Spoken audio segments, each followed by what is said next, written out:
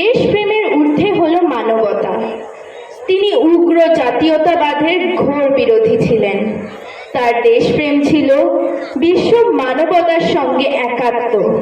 তিনি মনে করতেন দেশকে ভালোবাসার প্রথম শর্ত হলো দেশকে জানা, দেশকে কেবল ভৌগোলিক সত্তা হিসেবে না দেখে তার মানুষ, তার প্রকৃতি, তার সংস্কৃতি, তার ইতিহাস গভীরভাবে জানতে হবে।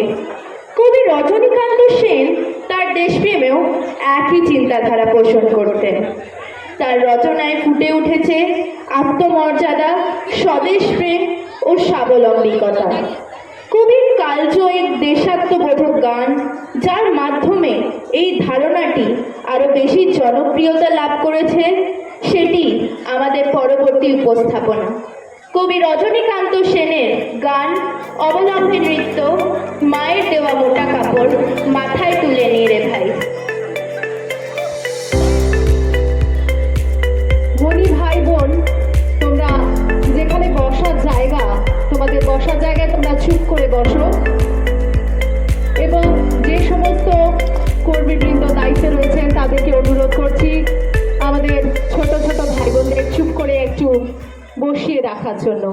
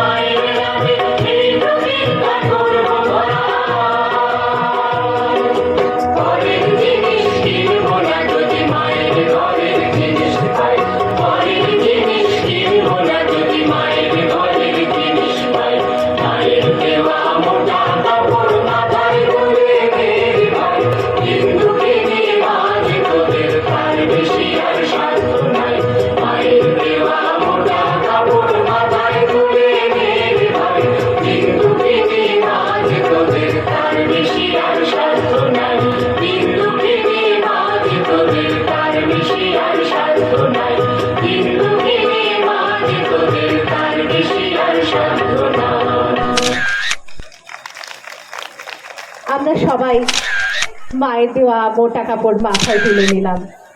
অসংখ্য ধন্যবাদ আমাদের মণি বোনদের। সাবাস সাবাস সাবাস বোন।